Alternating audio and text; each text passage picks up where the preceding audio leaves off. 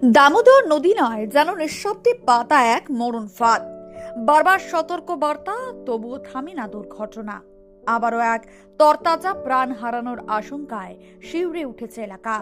প্রশাসনের নজরদারি নিয়ে উঠেছে প্রশ্ন, কিন্তু তার থেকেও বড় প্রশ্ন, আমরা কি সত্যি সচেতন হচ্ছি? গত শুক্রবার 5 বন্ধুর একসাথে কাটানোর কথা ছিল একটুখানি নির্ভাস সময়। হাসি, আড্ডা আর নদীর ধারে বিকেলের হাওয়া সবই ছিল স্বাভাবিক, কিন্তু সেই স্বাভাবিকতার আড়ালেই লুকিয়েছিল এক অজানা বিপদ। বন্ধুদের মধ্যেই একজন রাহুল হালদার, বয়স আনুমানিক 24 বছর। সে নেমেছিল জলে, হয়তো একটুখানি খেলা ও স্নান করতে, আর বাকিরা মেতে উঠেছিল নিজেদের গল্পে। সময় কেটে যাচ্ছিল, কিন্তু হঠাৎই যেন বাস্তবের মাটিতে আছড়ে পড়ে তারা। রাহুল কোথায়? ডাকাডাকি, উদ্বেগ, আতঙ্ক, কিন্তু সাড়া মেলেনি। নদীর পাড়ে পড়ে রইল তার চশমা, জামা, প্যান্ট, শুধু মানুষটা নেই। যেন মুহূর্তের মধ্যে গিলে নিয়েছে দামোদর।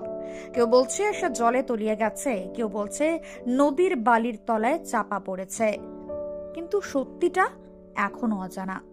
2 বন্ধু চলে যায় বাড়িতে খবর দিতে, আর বাকি 2জন স্থানীয়দের সঙ্গে শুরু করে মরিয়া খোঁজ। খবর পেয়ে ছুটে আসে মেমারি থানার পুলিশ।